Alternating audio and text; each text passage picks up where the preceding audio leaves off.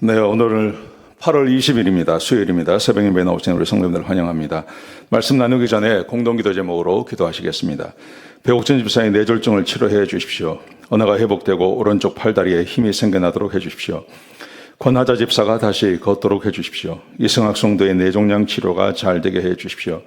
권현민 형제가 신장이식 수술 후 회복이 잘 되게 해 주십시오. 김에브라임 형제가 신장이식 수술 후 회복이 잘 되게 해 주십시오. 김시 집사가 걷도록 해 주십시오. 데이빗박 형제의 건강을 회복시켜 주십시오. 노승호 집사의 건강을 회복시켜 주십시오. 함지호 장로의 건강을 회복시켜 주십시오. 예수님의 이름으로 기도합니다. 아멘. 오늘 본문의 말씀은 에스겔 20장 10절에서 26절까지 말씀입니다. 하나님의 은혜는 끝나는 시간이 있다 하는 제목입니다. 제가 몇 번 말씀드렸는데요. 하나님의 은혜가 무한정 계속되는 것은 아닙니다. 하나님의 은혜는 시간이 되면 끝나는 경우가 있습니다. 오늘 본문에 보시면 하나님께서 그 은혜를 거두시는 것에 대해서 말씀하고 계십니다. 이스라엘 백성들은 계속해서 자기들은 억울하다 이런 말을 계속하죠. 18장에서도 그렇게 이야기하고요. 또 19장에서도 그렇게 이야기하고요.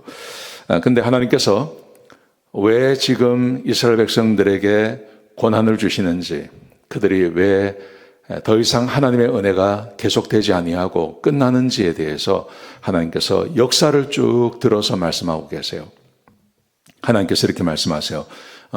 두 번의 은혜를 베푸신 긴 시간이 있었고 그 긴 시간이 끝난 다음에 이제 은혜가 끝났다. 하나님께서 그렇게 말씀하십니다. 먼저 10절에서 17절까지 말씀해 보시면 출애굽의 사건에 대해서 말씀하십니다. 이렇게 말씀하세요. 하나님께서 출애굽해서 광야에 이른 다음에 하나님께서 율례와 규례를 주셨습니다. 이것을 지키면 생명을 얻을 수 있는 그 율례와 규례를 주셨습니다. 그리고 지키면 하나님이 어떤 분인지를 알 수 있는 안식일을 주셨다고 말씀하십니다. 굉장히 좋은 겁니다. 여러분, 하나님은 언제나 우리와 언약을 맺기를 원합니다. 약속을 맺기를 원하는데 그 약속의 중심에 있는 것이 율법입니다. 그리고 그 말씀을 따라 살면 하나님이 생명을 주시고 그리고 하나님이 하나님 되심을 알 수 있도록 그렇게 해 주십니다. 그게 율례이고 그게 규례이고 그게 안식일이죠. 자, 그런데 13절에 보시면 이스라엘 백성들이 반역했습니다. 하나님 말씀대로 살지 않습니다. 율례를 준행하지 않습니다. 안식일을 더럽히는 일을 계속했습니다. 자, 그러자 13절에 보시면 하나님께서 분노하셔서 광야에서 그들을 다 멸하겠다고 말씀하셨어요. 그런데 이렇게 말씀하세요. 그러나 하나님께서 참으셨다고 말씀하십니다.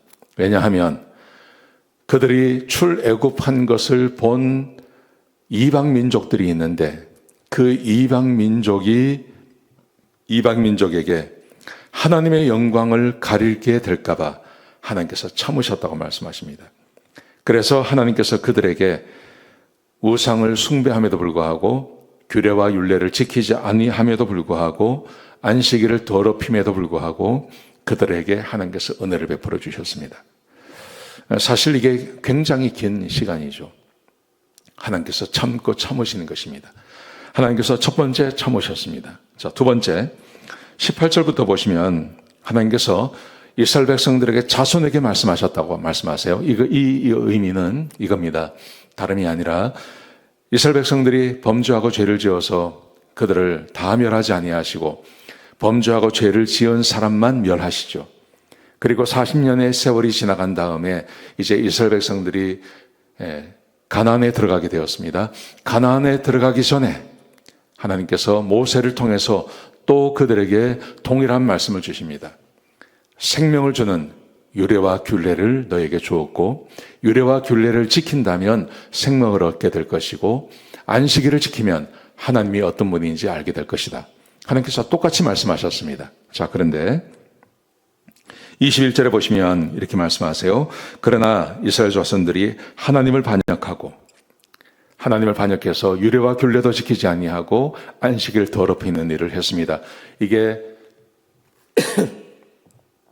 가나안에 들어간 다음에요. 가나안에 들어가서 적어도 500년 동안 이 일을 계속해 온 것입니다. 하나님께서 참으십니다. 이렇게 말씀하세요. 하나님께서 참으십니다. 왜냐하면 출애굽을 본 다른 민족들 때문에 하나님께서 참으셨어요. 500년을 참으신 거죠. 거의 500년을 참으셨습니다. 자, 그런데 두 번 참으셨죠. 첫 번째 참으시고 두 번째 참으시고 하나님이 계속해서 은혜를 베풀어 주십니다. 그럼에도 불구하고 은혜를 베푸시고 은혜를 베푸시고 은혜를 베풀어 주셨습니다. 그래서 가나안에 들어온 사람들에게 사사시대가 열리고 사사시대가 끝난 다음에 다시 사사시대가 끝난 다음에 다시 왕정시대가 진행이 되고 그 왕정시대가 다시 흘러가는 거죠. 거의 1000년의 세월이 흘러가는 것입니다. 거의 1000년의 세월이 흘러가는 것입니다. 거기서부터 시작한다면요. 사사시대부터 시작한다면요. 자, 그런데 오늘 본문에 보시면 하나님께서 이렇게 말씀하세요. 하나님께서 그러나 이제는 심판하겠다. 23절에 보시면요. 광야에서 이방 민족에게 흩으시겠다고 하셨는데 내가 이제 그 약속을 내가 진행하겠다. 그렇게 말씀하세요. 그래서 똑같이 말씀하십니다. 이는 24절에 보시면 이는 규례를 지키지 않고 율례를 멸시하고 안식일을 더럽히고 조상들이 우상을 섬기고 그리고 너희도 우상을 섬기기 때문에 그래서 내가 이 심판을 너희에게 내린다. 그렇게 말씀하세요. 모세 때부터 아브라함, 모세, 이삭, 다윗을 따지면 모세는 BC 1500년입니다. 모세가 BC 1500년에 출애굽을 하죠. 그리고 세월이 쭉 흘러서 사사시대가 이어지고 그리고 다윗 왕정시대가 되는데 다윗이 BC 1000년입니다. 그리고 오늘 이 본문의 사건이 벌어지는 것이 BC 590년, 586년에 나라가 망하는데 에스겔은 지금 590년 정도. 그러니까 넉넉 잡고 1000년인 거예요. 하나님이 1000년을 참으신 거예요. 출애굽부터 해서요. 하나님께서 은혜를 계속해서 베풉니다. 그런데 1000년의 시간이 찼습니다. 그러자 하나님께서 말씀하세요. 내가 이제 심판하겠다. 그래서 이스라엘 백성들이 지금 바벨론으로 잡혀오고 그리고 북이스라엘은 망하고 남유다는 지금 이 바벨론으로 잡혀온 것입니다. 오늘 본문이 우리에게 주고 있는 교훈은 아주 간단합니다. 하나님의 은혜가 영원히 지속되는 것은 아닙니다. 한 민족으로 봤을 때 1000년의 세월이 굉장히 긴 것 같습니다. 여러분, 그런데 이 하나님의 이 은혜, 참으심, 하나님의 은혜가 거두어지지 아니하고 계속 참고 하는 것은 한 사람의 인생으로 봤을 때 그 인생 전체로 흘러가는 것은 절대 아닙니다. 예를 들어서 가룟 유다, 예수님께서 거의 3년을 참아주시지 않습니까? 3년을 참아주시고 그런데 끝까지 그가 하나님을 배반하고 예수님을 배반하고 갔을 때 그에게서 은혜를 거두시는 것입니다. 성경에 그런 예가 굉장히 많이 있습니다. 하나님의 은혜는 영원히 사람들에게 주어지는 것은 아닙니다. 사울도 마찬가지죠. 사울도 그에게 하나님께서 은혜를 베풀어 주시고 참고 하시다가 결정적으로 그가 블레셋과의 전쟁에서 범죄하고 죄를 지었을 때 하나님께서 그를 버리십니다. 그게 한 20년, 사울이 왕이 된 다음에 한 20년쯤 되었을 때입니다.